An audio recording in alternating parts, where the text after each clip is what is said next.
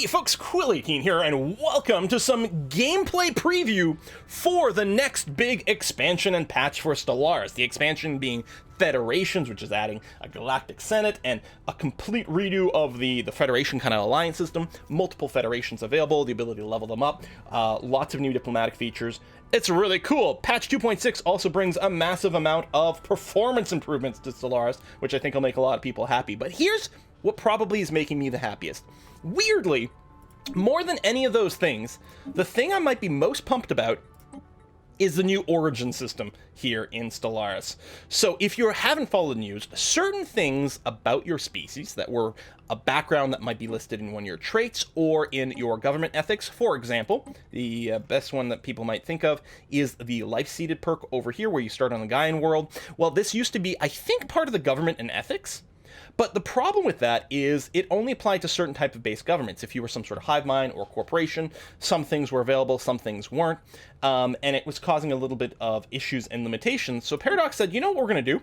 We're going to take these origin type things and split them into their own category for your species creation, which opens up so many extra things. I'm really excited for it. This sponsored video, the purpose of it is to highlight the Shattered Ring origins, so that's what we're going to do here. This video is also going to be kind of a setup, I think, to our next Let's Play. Now, I don't know, I'm recording this on a day. It's going to go live on another day. I don't know if that other day is going to coincide with the lifting of the embargo, so there might be, between this video getting published and the next episode, there may be a bit of a delay depending on how things go. But I'm very excited for it.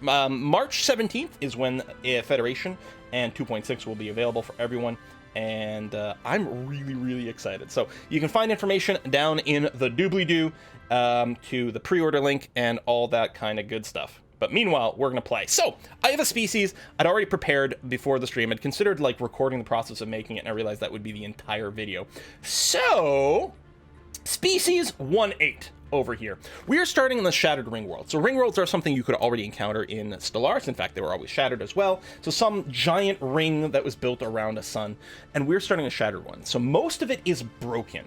And the theme I'm going for, so we're just living on a little tiny segment. The theme I'm going for, there is a fallen empire in classic Stellaris, which is, they're like sort of galactic zookeepers, right? They tried to build these habitats, this zoo basically, for all the sentient species in the galaxy, so they could be preserved. In my head, that's what we are. We're one of these species that has lived here for countless generations. We have no idea how long we were here. We don't know where we were from. We don't even know our original species name. All we know is that we're in, you know, sort of Habitat 18. Section 1-8 here of this ring world, and that's who we're going to be. We call ourselves the 1-8ers after we figure that out, but species 1-8. So I think, and our traits are going to represent this, we are species that have been basically kind of, I don't know, treated like well, is it like a rogue servitor kind of situation? Is it a livestock situation? I don't know, but everything about the environment we're in, I mean, we're in a fairly small, contained environment.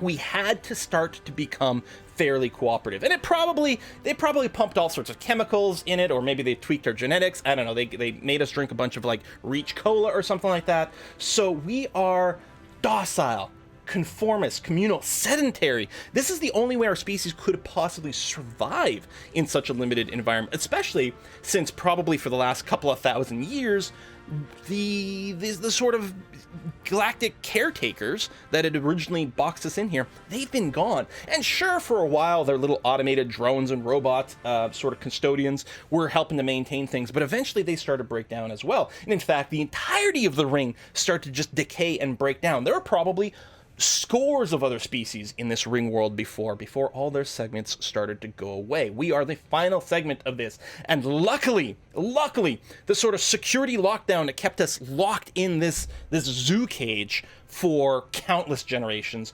failed just before the life support would have. So we were able to sort of finally break out, explore the ring section, start rebooting some things, and just barely clinging on to survival. So that's what we got over here. I'm going to take non-adaptive because we've been living in this basically sterile, curated environment for so long. Our species is not really built to be living outside the ring world. Now, the ring world environment itself, so we are going to take for our home world here, we are going to be taking a a sort of, you know, habitat, a biome. But the nice thing about the Ringworld itself is that, as far as I know, it just has 100% habitability for everyone. It's sort of like a Gaian world, which is really cool. So our species is going to be fine here. If we open up migration treaties, everyone can come live here, which is really good. For us finding a habitable space, we will need a continental world. And again, we're going to have a minus 10% habitability to that. So we may have a hard time at really truly expanding for a while until we get some other tech. But there's also going to be another reason we're going to have a hard time expanding. We'll look at that relatively soon. So let me just go through this. Human appearance, I decided to go with the humans. I kind of like the idea. We don't know it anymore, but we may have been humans a long time ago. So I'm just going to go with the default portrait, which we don't do very often, but I think that would be really fun. Our species name, yeah, so there's species 1-8. We're the 1-8ers. I'll just take the normal humanoid name list. I think that's going to be fine. And our traits we already discussed. Our homeworld, by the way, you guys should count yourself super lucky, because my initial homeworld setup, star should have put a ring on it. Anyway, we're going with section 1-8 as our homeworld name, and the star name, I thought preserve would make a lot of sense. Sort of nature preserve, species preserve. We're gonna go with that. City appearance, I'll just go with mammalian. That seems okay. And then our origin, yes, we're gonna be Shattered Ring Star. Wait till you see what this does for us. Oh, baby. Now, for our government, I've gone back and forth a lot of different ways on how I wanted our species to feel. One thing, because of the new Federation mechanics, I really did like the idea of grabbing a species that would be particularly good at going down the diplomatic route. So the diplomatic core over here gives us 2 extra envoys. I think by default, every species starts with 1, although there's other ways to unlock more. So going from 1 to 3 is pretty huge. We're gonna get another one from picking up Xenophile. Mostly I'm going Xenophile. I wanted the opinion boost with other species. The trait value is nice, the extra envoy is nice. I mean, we could have gone to Fanatic, but I don't know if there's an opinion difference between Xenophile and Fanatic Xenophile. And I couldn't be bothered to check. But we still have an opinion boost. Then I thought Egalitarian might make a lot of sense for us. I don't know. This might be overkill. I like the specialist pop output. That's really good. The faction influence game can give you a lot more influence, which I guess it is good, because if we're going the political game, we're going to need a fair amount of influence to maintain, you know, trade relationships or federation status or anything like that. I don't think there's any of these modifiers give you a discount to the... We can just get more influence if we went authoritarian, but I don't think that's what I want. I was not to feel. No, I kind of like this. I think I'm going to be keen with this. Environmentalist to me made sense because we've been living in this small contained environment for a long time. We just are naturally have to be a little bit less wasteful. I don't remember if it's in here where there's like the reduced housing thing. Actually, no, I think that's a species trait, and that also would have been pretty appropriate. But I think I'm going to have fun with this. I think this is where we want to go. We're going to go with the egalitarian voice, and I don't know if I've ever done a species with one before. Do not be afraid to exercise your individual right to free thought. Please take a moment now to practice. I think it's going to be fun. So we're going to be Species 1-8 Exploratory Council. So I think that a lot of our species really is not suited to leaving the ring. And so it's a very limited selection of people who have been chosen to go and explore outside the ring world and act in, you know, a semi-independent fashion. So it's the Species 1-8 Exploratory Council. Pretty long name.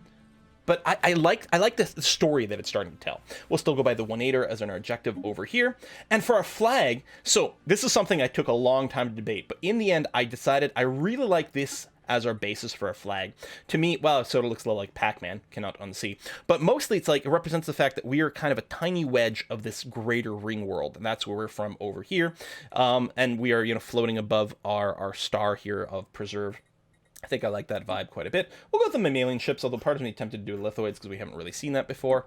And for our ruler, I changed the title of, yeah, there we go, both of these to High Council, and then just kept whatever default was in there, which is going to be okay. It's going to be fine. Who cares about our rulers, right? We're going to hit done. Now, next, game details. I'm going to go with a slightly different setup than the default. First, I'm going to play on medium size, which I think is going to be plenty for us. I'm going to max out the number of AI empires. I think the default on medium here is 9. We're going to go to 18.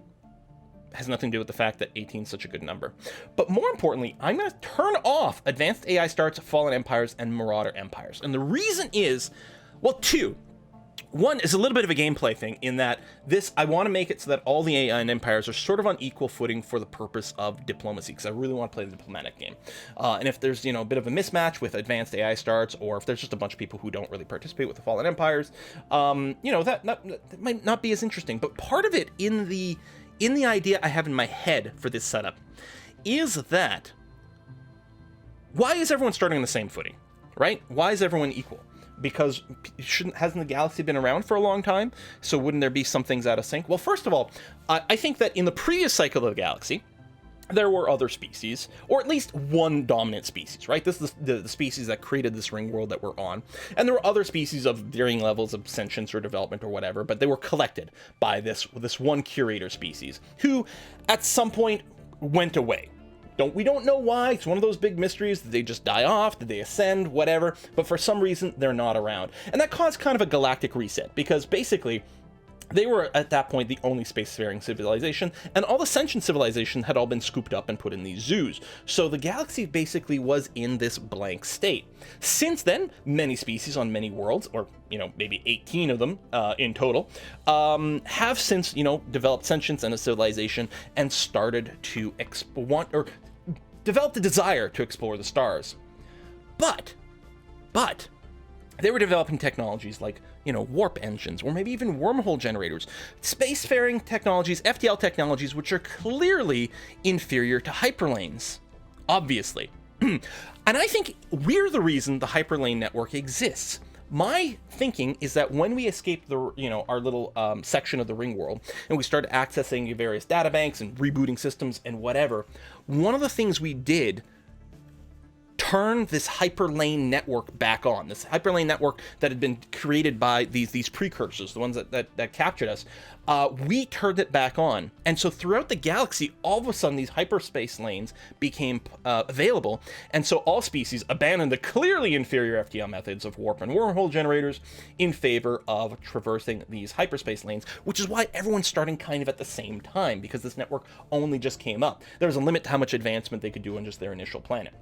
So we're going to have all the advanced starts turned off. Now, there's a possibility we will still find a fallen empire in the game, and that's related to another origin that exists, but we're going to have to look at those some other time. We're going to leave the tech tradition cost by default, although I have seen a lot of good things. People have said, like, increasing this to give the game a bit more of an epic feel. But personally, my favorite slider now to give the game a little bit of an epic feel is taking the habitable world slider and bringing it all the way down. In fact, I even dabbled with a mod that brought this level even lower than this. I want the galaxy to not be filled with habitable worlds, which can make the game a little harder in terms of like the endgame crisis and various things, because our galaxy is not going to be as strong, but we'll burn that bridge when we get to it. But what this means is that every world we find is going to feel so much more precious and important. It also means we'll have fewer planets for us to have to manage. The downside will be that we will be effectively weaker. We won't produce as many resources to have as big of an empire. We won't produce as much science, so we may not develop quite as quickly. I mean, everyone else in the galaxy is going to be on the same footing, in theory, but I'm mostly worried about these crises and what they're going to do to us. But well, again, burn that bridge when we get to it. Primitive civilization, I decided to bring it up, and one of the things I don't know is I don't know if this is going to add more habitable worlds or not.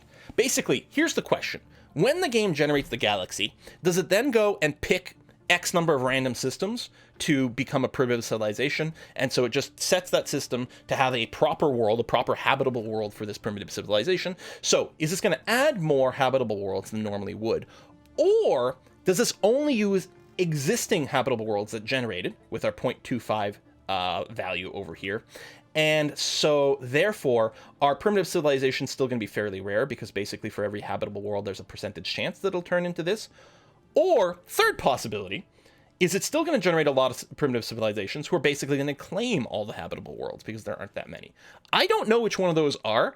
I'm sure it's broken down on a wiki somewhere, but I kind of want to leave this up in the air. I'm going to go with ×2 primitive civilizations, and we're going to find out together. Either we'll see a lot of them, which means they've stolen all the habitable worlds, or we'll hardly see any, because they can only spawn as a random chance on habitable stuff. We'll see.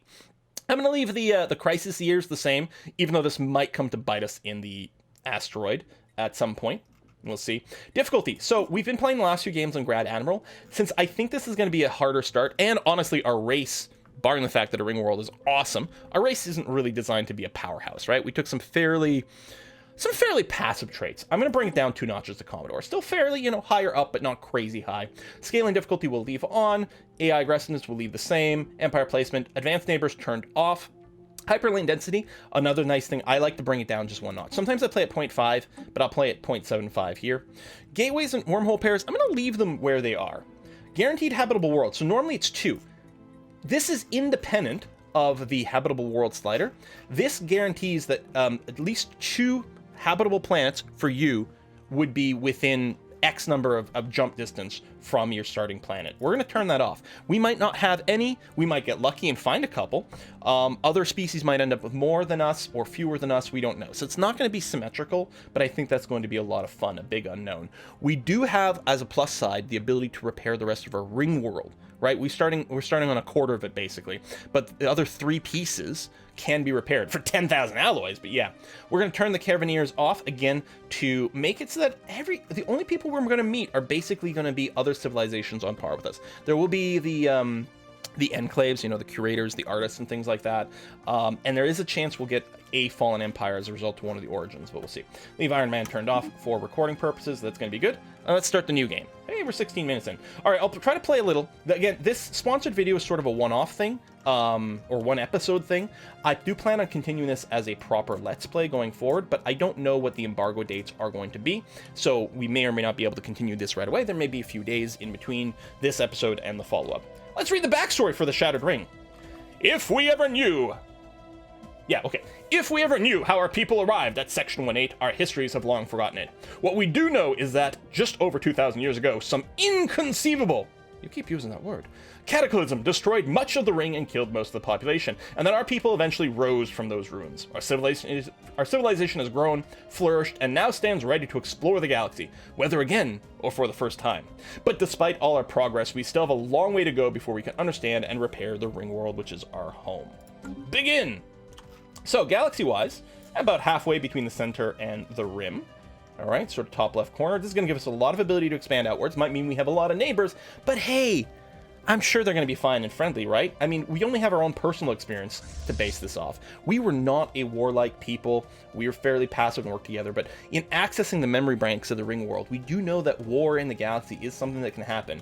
And so apparently we did build a few ships, or maybe these are just recycled from some of the, the only 3 ships that were left in the hangars and that could actually fly. Maybe there were hundreds of them, but we had to salvage and scavenge and do what we could to get these 3 Corvettes running, as well as a science ship and a construction ship, although maybe we built these on our own. Let's take a look at our startup over here. Prepare yourself for a little bit of nuttiness, because, for example, look at this. So many bonus minerals over here. So many. Plus we got these and these, and oh, so good. Construction ship, please do hook up the other mining station for the minerals. Thank you very much. Science ship with our scientist, archaeologist. Okay, you excavate excavations faster. I guess that's nice. We'll get you to come down here and then maybe there. And, okay, we only have 100 energy. Is there any chance we can have a half-price leader? Leaders, scientist. Nope, that's too bad. So we're going to have to wait, I don't know, about 2 years, really, before we can go and recruit another scientist. And explore a little faster. What we'll probably want to do is hire the maniacal one and maybe put them in charge of some science somewhere. I mean, it's slightly faster science. I think it also increases the odds of getting a rare technology or dangerous technology or something. Speaking of technology, what are we going to do? Okay, well, the 20% faster physics research sounds good. I don't actually know if we have researchers. Yeah, we got to talk about we're on a planet as well. Hold on a second. Do we actually have researchers? We have a couple. Right here. Okay. So it will make a little difference. Have you noticed our ridiculous amount of food? Pretty ridiculous. Starting with 100. What's the deal, man? Well, this Ringworld. Oh, man, let me tell you. So we got this nice little arcane generator here. Generating 10 energy and 2 of the volatile motes. This is actually to pay for the upkeep of our one farm, our agricultural segment over here, which would cost 2,000 minerals and 100 volatile motes if we wanted to build another one. Oh, but it does give 20 housing and 20 jobs. considering we already start with 20 housing from the Ringworld itself, we have like lots of free space over here. And weirdly, all of our jobs are more or less filled, but it's mostly farmers. So we may want to go and add extra buildings, even though we don't have unemployment, just because we don't need this many farmers. Although at least we can sell the food for energy, which will be pretty useful as we go forward here. But yeah, we got the agricultural segment. There's also a research segment, so 2,000 minerals, 100 gas, and 200 minerals, 100 crystals for a commercial segment.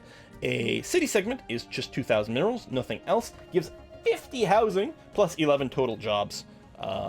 Ringworld. It's going to feel very different from a planetary start, and that's fantastic. Now, do I want to... Well, I guess I can't until I get some more minerals, but we will consider building either an alloy foundry or maybe the monument for Unity early on. Unity and more science. We will see, but that's a little bit moot. Let's go ahead and pause. We're going to play a little bit here. What's my timer at? 20 minutes? All right, can probably fit in another 10. Let's go ahead and get the science boost. Let's get the Unity boost. Ooh, I love that. And more of a science boost. Again, we don't have that many researchers right now, but it'll still pay for itself, especially as we build a few more. So the first star we visited is Camthrin, just next door over here. We have no idea what to expect. You got a few celestial bodies. And yeah, we're waiting for energy credits to come up here. Complete. Construction is done. Yeah, I think it's worth saving up to build the research station. I think that's 2 of them, right? With that cost? Yeah. Where's the one that's worth 3? Oh, way over here. Because you can start on that now. Thank you. Lovely. Okay, energy credits accruing. They will accrue a little slower as we build these various mining things, but there's pretty good. I love that the first system has some energy, because clearly it's a little bit of a... That'll be our one shortfall over here, barring the fact that we can sell food. Although, with my first 1,000 food here in Section 1.8, since we finally have a little bit more room, since we busted out of our individual pen, and we can expand, still on only a sliver of the Ringworld for now, but still, it's something. We are going to encourage growth. We're going to feed people some extra food, so for the next 10 years, we're going to have our pop growth increase by 25%, and I think there's a lot of value in doing that right away. Normally, you can't do this quickly, but the amount of food we're producing in this Ringworld... Huh. I mean, basically, our little zoo was just this one idyllic farmland, I guess, and so we're really good at growing food. That's done. Do I want to... Yeah, let's get the last research station. That is a pretty big boost to our tech. Because, yeah, everything started at 19, so we're adding extra 5. Yeah, I mean, we're like 25% more physics research by building this, which is probably worthwhile doing. Especially since we haven't actually finished surveying this yet anyway. But, yeah, the finances. But once we do attach this, we'll get the 7. I think... This is our starbase? Yeah, starbase starts at the trade hub, so we'll actually get the trade value from this as well, which is really handy. Construction ship is done. All right, we're going to... Oh, I was going to say we're going to move you here, but it's already done, so that's nice. And yeah, money going down a little slower. Yeah, I could have sold some earlier, I guess. Let's go and get 1, 2. Well, I guess that's all we can do. 2 science ships, you guys. I'm going to make a hard decision and say we're not going to build any more than 2. Not right now. I know it's like weird and controversial. Maybe, again, if you didn't catch the joke, it's just that's all the alloys I have right now. All right, scientists, go. We're going to hire the Maniac. I'm going to replace, we'll grab, say, you. Done. Put you in the science ship. Because you did get a 15% boost to only one type of tech, though. Was it what you were researching? Oh, it is. Hold on. It might be worth keeping you in here, then. Let me, yeah, so I'm going to replace you with the Maniacal. And then grab the previous bioscientist and throw them in there. I mean, you know, a biologist might be the right person to go and see if you can find some extra life out there. And wouldn't that be exciting? Watch, did everyone in the galaxy die when our caretakers did? Maybe they were the last people here. Okay, spoiler, we're not, but... Okay, tradition. So, really... Alright, first of all, I would like diplomacy, because I would love to found federations, but I think it's too early to grab this. So it really leaves you to 2 early game possibilities, generally speaking. Expansion or discovery. Expansion would be great if we knew we were going to spam out lots of colonies, but with this setup, there's a good chance we may not have any colonies whatsoever until we can start fixing our ring world here. So I don't think expansion's where we want to go, so instead we'll go with discovery. So which is going to boost our science, but also boost our surveying, and things quite a bit, which I think sounds really good too. We're looking to discover, we're looking to find things. We're not going to run anomalies right now because, what do we get here? All right, doesn't matter too much. Because I want to accelerate our, just our surveying right now, and our discoveries would slow that down. Once they get a little higher level, then they will speed through the discoveries a lot more too. So that might be kind of nice. We do have a building slot available. We still have these guys. I would like more alloys, but I'm a little worried about our finances right now. I might hold off on the building slot since it would cost maintenance. Hey, thanks for leveling up. And, oh, did I actually run? Maybe I did run an anomaly. I didn't mean to. But sure, Toad Asteroid giving us some more engineering information over here. That's actually really nice. And it's got energy. This system's going to pay for itself. Remnants. One-Ater xenologists are practically falling over themselves to publish the takes on recent findings of alien life. This fevered storm in the scientific community has had some negative yet temporary impact on pursuits of other fields. I mean, again, we know that there clearly had to be... We know about remnants of other civilizations because we live on one, basically. But to confirm that this isn't the only place where they were, that's hugely valuable. I mean, clearly we didn't even get star maps. Like, we accessed some things with the own Ringworld, but clearly not even a star map since we don't know anything about space. Most of the year, their databanks were probably corrupted. We're going to move the construction ship in position over there, and we have enough influence we could probably run a second construction ship right now.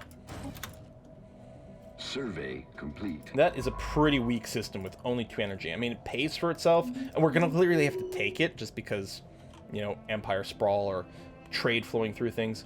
The Erasians! Ah! Discovered artifacts from an ancient alien civilization.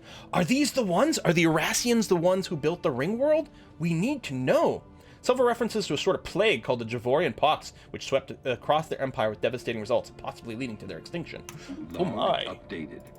Construction should be ready over here.